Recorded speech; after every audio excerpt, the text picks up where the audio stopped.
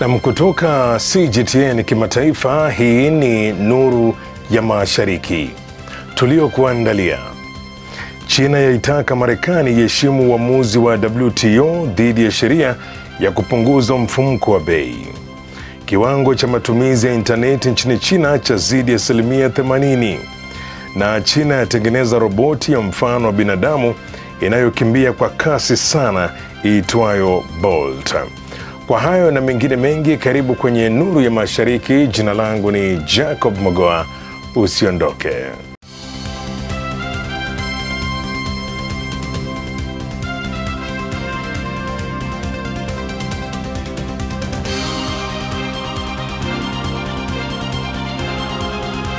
Na China imesisitiza kuwa Marekani ina wajibu wa kuheshimu na kutekeleza maamuzi ya shirika la biashara duniani WTO, ikionya kuwa hatua za upande mmoja na sera za ulinzi wa kibiashara zinahatarisha mfumo wa biashara wa kimataifa. Ronald Mutie anaripoti zaidi.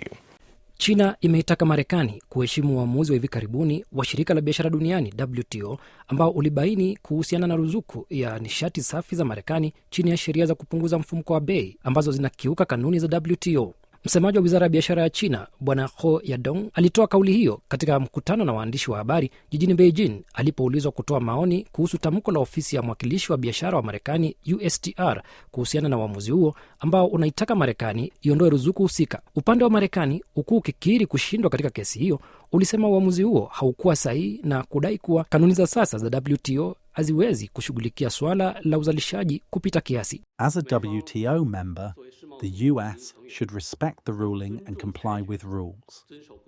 The existing WTO rules were jointly negotiated and agreed upon by participants in the Uruguay round, including the United States. As both a negotiating party and a signatory, the US has an obligation to comply with its international treaty commitments. The relevant actions and remarks by the US are aimed at excusing its own violations of treaty obligations and abuse of subsidies and other protectionist practices, while attempting to shift the blame for insufficient industrial competitiveness and other domestic problems onto others. Such moves artificially interfere with and fragment global markets, undermining the stability of global industrial and supply chains. Wanasayansi kutoka China wametengeneza roboti ya mfano wa binadamu inayoweza kukimbia kwa kasi kubwa sana ya mita 10 kwa sekunde, kasi inayoweza kuwazidi watu wengi. Uvumbuzi huu unaonyesha hatua kubwa ya maendeleo ya teknolojia ya roboti duniani. Mwenzangu Tom Wanjala anatueleza mengi zaidi. Roboti hiyo kwa jina Bolt, jina linalotokana na mwanariadha maarufu wa mbio fupi kutoka Jamaica, Usain Bolt, ilitengenezwa na watafiti kutoka chuo kikuu cha Zhejiang kwa kushirikiana na kampuni kadhaa za teknolojia nchini China. Bolt ina urefu wa sentimita 175 na uzito wa kilo 75. Ilitengenezwa kufanana na mwili wa binadamu na kuonyesha uwezo mkubwa wa kukimbia kwa kutumia miguu miwili kama binadamu. Watafiti wanasema mafanikio haya ni hatua kubwa katika maendeleo ya roboti, hasa katika uwezo wa kusonga kwa kasi, kudumisha usawa wa mwili na kutumia mifumo imara ya nguvu. Kiongozi wa utafiti huo, Wang Hongtao, alijaribu kukimbia pamoja na roboti hiyo kwenye mashine ya mazoezi ya kukimbia. Video inaonyesha kuwa ingawa roboti ilikuwa inapiga hatua fupi, iliweza kukimbia kwa kasi zaidi kuliko Wang alisema lengo lao si kuvunja rekodi tu, bali ni kutengeneza teknolojia inayoweza kufikia au hata kuzidi uwezo wa mwendo wa binadamu. Awali, timu hiyo iliweka rekodi nyingine mwaka uliopita kwa kutengeneza roboti ya miguu minne iliyoitwa Black Panther, ambayo iliweza kukimbia kwa kasi ya zaidi ya mita 10 kwa sekunde. Sekta ya usafirishaji na ugavi nchini China imeendelea kuonyesha ukuaji thabiti katika mwezi wa Januari, yaani mwaka huu. Hii ni kulingana na takwimu mpya zilizotolewa na shirikisho la China la usafirishaji na ununuzi CFLP. Mwenzangu Simiyu Njala ana kina cha taarifa hiyo. Kwa mujibu wa CFLP, faharasa ya ustawi wa sekta ya usafirishaji ilifikia 51% mwezi Januari, ikisalia juu ya 50% inayotenganisha ukuaji na kuporomoka kwa shughuli za kiuchumi. Viashiria muhimu vya sekta hiyo ikiwemo kiasi cha biashara, maagizo mapya, bei za huduma za usafirishaji, uwekezaji wa mali za kudumu, ajira pamoja na matarajio ya shughuli za kibiashara, vyote vilisalia katika kiwango cha ukuaji. Ukuaji huo umechangiwa zaidi na kuongezeka kwa mahitaji ya walaji. Kuelekea sikukuu ya mwaka mpya wa Kichina, yani Spring Festival, kulikuwa na ongezeko kubwa la ununuzi wa bidhaa za sherehe, hali iliyochochea ukuaji wa haraka wa usafirishaji wa bidhaa kupitia biashara za mtandaoni. Katika mwezi Januari, faharasa ya huduma za posta na usafirishaji wa haraka ilifikia 70%, ikiwa ni ongezeko la 0.2 ikilinganishwa na mwezi uliotangulia. Takwimu zinaonyesha kuwa maagizo ya bidhaa za asili za maeneo mbalimbali pamoja na vifaa vya kisasa vya nyumbani yaliendelea kukua kwa kasi. Viashiria hivi vyote vikuu vinaonyesha ukuaji, hali inayoashiria kuwa mahitaji ya jumla ya huduma za usafirishaji katika jamii yalianza kwa uthabiti mwezi Januari. Kwingineko, China inaendelea kuimarisha maendeleo ya kidijitali huku kiwango cha matumizi ya intaneti kikizidi 80% nchini humo. Hatua hiyo inaonyesha kasi ya ukuaji wa uchumi wa kidijitali na matumizi ya teknolojia katika maisha ya kila siku. Hamis Darwish anatujuza zaidi. Ripoti hiyo inaonyesha ukuaji thabiti wa uchumi wa kidijitali wa China, ambapo thamani iliyoongezwa ya sekta za msingi za kidijitali sasa inachangia 10.5% ya pato la taifa. Ukuaji huu unatokana na kasi inayoongezeka ya mabadiliko ya kidijitali katika sekta mbalimbali kote nchini China.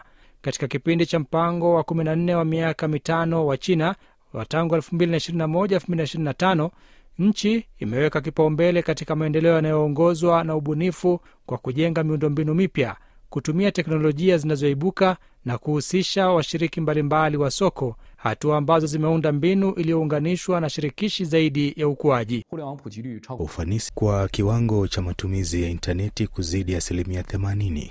Wakazi wa vijijini na wazee wanaingia katika jamii ya kidijitali kwa kasi zaidi, jambo linaloboresha kwa kiasi kikubwa ujumuishaji wa kidijitali. Teknolojia ya kidijitali inaunganishwa kwa kina na uchumi halisi pamoja na huduma za umma, ikichochea mageuzi ya kidijitali katika nyanja kama vile huduma za serikali, afya na elimu. Jukwaa la kitaifa la mtandaoni la huduma za serikali sasa linahudumia watumiaji milioni 940 na kufanya utekelezaji wa haraka wa shughuli za kiutawala kuwa jambo la.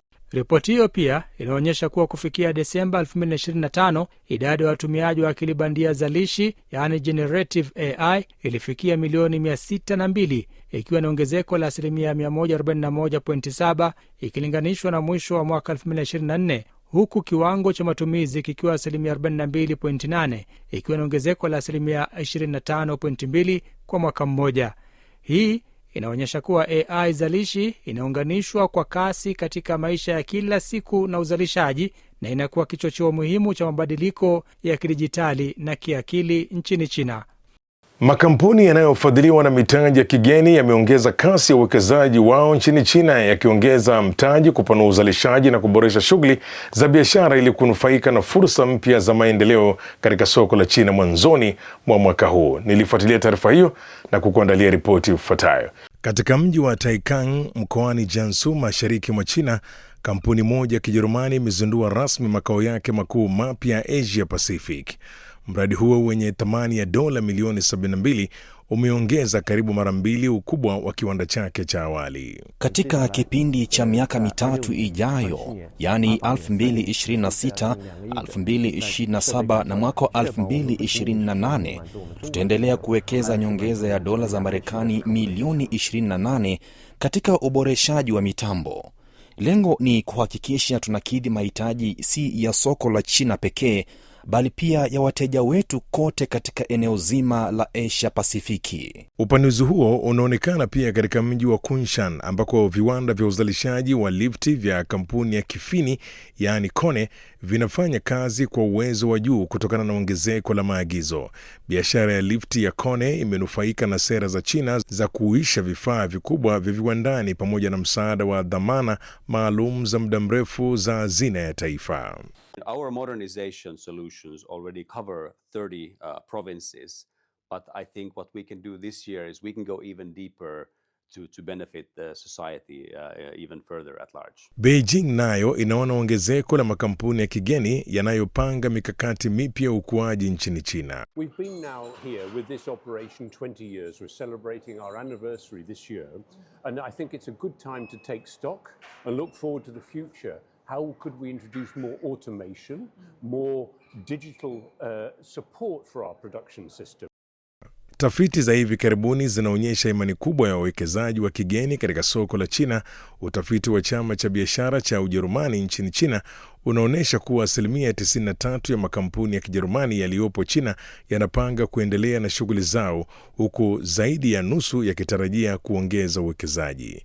Vilevile ripoti ya mazingira ya biashara ya China ya mwaka 2026 iliyotolewa na chama cha biashara cha Marekani nchini China inaonyesha kuboreshwa kwa matarajio ya uhusiano wa China na Marekani, ambapo 52% ya makampuni yaliyoshiriki utafiti bado yanaipa China nafasi ya juu miongoni mwa maeneo yao matatu bora ya uwekezaji duniani. Na kwenye sehemu yetu ya Ifahamu China, mkazi wa Xinjiang kaskazini magharibi mwa China anaendelea kujitolea kuhifadhi ufundi wa jadi wa ujenzi wa nyumba za duara aina ya hema yani yacht zinazotumiwa na wafugaji wa Kazakh. Zakia Pong anatufahamisha zaidi.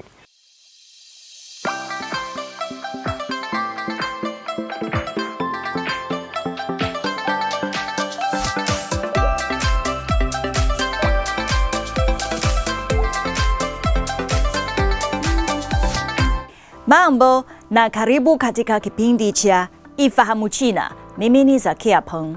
Jengisko Nardahim, mwenyeji wa mkoa wa Xinjiang, kaskazini magharibi mwa China, amekuwa akijitahidi kwa miaka mingi kuhifadhi ufundi wa ujenzi wa nyumba za jadi zenye muundo wa duara kama hema, zinazotumika kama makazi kwa wafugaji wa Kazakh mkoani humo. Mtu huyo mwenye miaka 57 alisema anataka kuidumisha sanaa hii ya kienyeji kuwa mfano hai wa ufundi wa jadi wa ujenzi wa nyumba hizo. Akiwa ni mzaliwa wa mji wa Yining, Jengisko alianza kujifunza kutengeneza nguo akiwa mdogo na kuwa mrithi wa hifadhi ya utamaduni usioshikika wa ngazi ya kitaifa wa ushonaji wa nguo za jadi za Kazakh zaidi ya miaka 10 iliyopita. Akiwa amekulia katika nyumba za jadi za yurt, Jengisko alisema ana upendo mkubwa kuhusu utamaduni wa yurt pamoja na ushonaji wa nguo. Ndiyo maana aliamua kujifunza ujuzi wa ujenzi wa yurt miaka kadhaa iliyopita na kujaribu kuweka orodha ya aina za mapambo kwa kuchunguza kumbukumbu za kihistoria na kuwatembelea wazee, zikiwa zimepangwa katika makundi. Kila yurt inaonyesha mifumo ya ishara ya kipekee. Dhahabu na njano zinawakilisha ustawi na hadithi ya ufahari. Ndani yake nyekundu zinazong'aa mara nyingi zinazoonekana katika maeneo ya furaha na sherehe za harusi. Mbinu za jadi za ujenzi wa yurt ni maarifa yanayorithishwa kutoka kwa wazee kwa maneno. Kutokana na maelezo yao kuhusu jinsi yurt zilivyojengwa, mbinu za kazi za mbao zinaeleweka sawa na mchakato wa kuzitengeneza. Hata hivyo, kwa baadhi ya mbinu kama utengenezaji wa kamba na kufunika kwa vipande vya kamba, Jengisko alisema wanajua mbinu hizo kinadharia tu na hawana ujuzi wowote wa kivitendo. Sehemu yenye changamoto zaidi katika ujenzi wa yurt ni mkanda wa kufunga unaotengenezwa kutokana na aina fulani ya nyasi ambazo huwekwa chini ya paa la yurt. Huwa zinatengenezwa kwa mkono na mafundi wenye ujuzi katika kufuma nyasi. Kwa kawaida wana umri miaka kati ya 60 na 70. Haya, kwa leo kipindi hiki kinaishia hapa. Katika kipindi kijacho nitaendelea kukuletea mambo mengine yanayovutia kuhusu utamaduni na jamii ya China. Asante kwa kuwa nami. Mimi ni Zakia Peng. Kwa heri.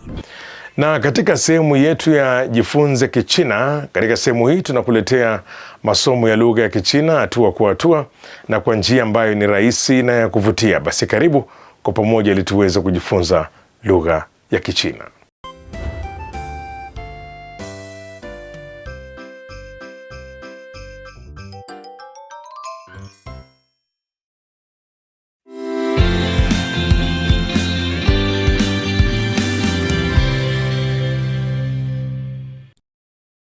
Hamjambo, karibuni katika darasa la Kichina la YCT.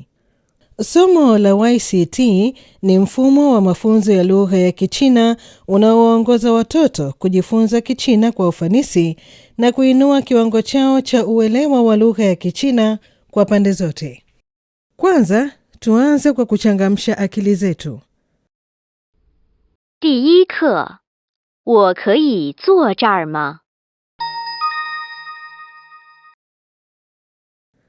Kutafuta hazina.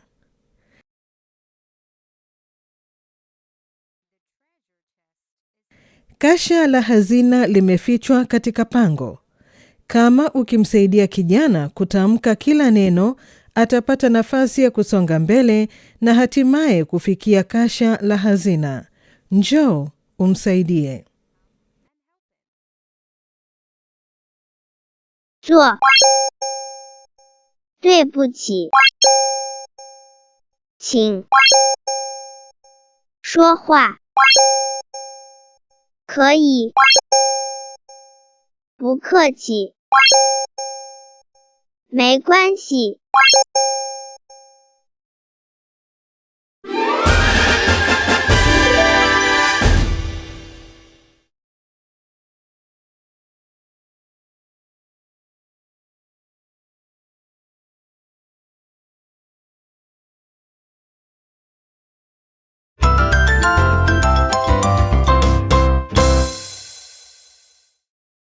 你好，我可以坐这儿吗？可以，请坐。谢谢。不客气。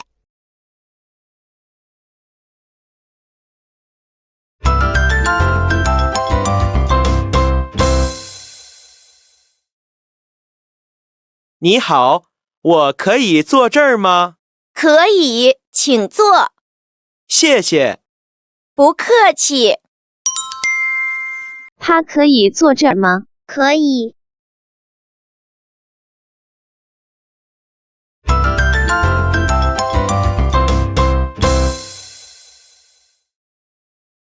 你好，我可以坐这儿吗？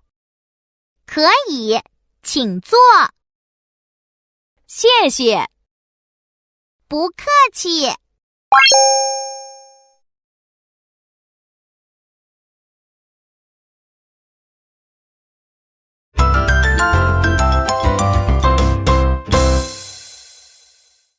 请不要说话。好的，对不起。没关系。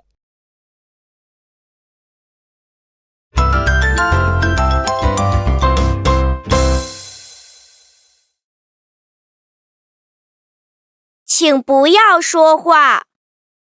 好的，对不起。没关系。 在图书馆可以说话吗？不可以。别人对你说对不起的时候，你要说什么？没关系。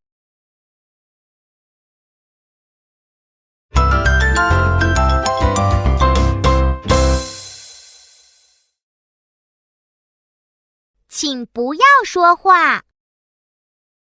好的，对不起。没关系。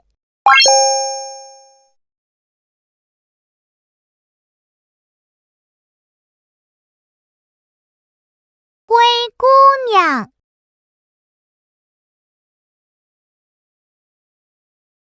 我可以去吗？不可以。我可以穿吗？可以。谢谢你。我可以请你跳舞吗？好的。你去哪儿？灰姑娘可以去吗？不可以。男孩可以请灰姑娘跳舞吗？可以。灰姑娘要去哪儿？她要回去。 Kazi ya nyumbani kwa leo ni kusoma maandishi. Kesho tutaendelea na mchezo huu. 再见. Kufikia hapo ndipo ninapokamilisha makala haya ya Nuru ya Mashariki. Usikose kujiunga nasi tena juma lijalo sana wakati kama huu kwa makala mengine ya Nuru ya Mashariki. Kwa niaba ya wote waliofanikisha kuletea makala haya, mimi ni Jacob Mogoa nasema shukran kwa kuwa nami. Kwa taarifa zaidi kuhusu China, unaweza kutembelea tovuti ya CRI Kiswahili na marafiki_CN kwenye Facebook. Pia unaweza kupakua app ya Cheche kwenye Google Play na Palm Store.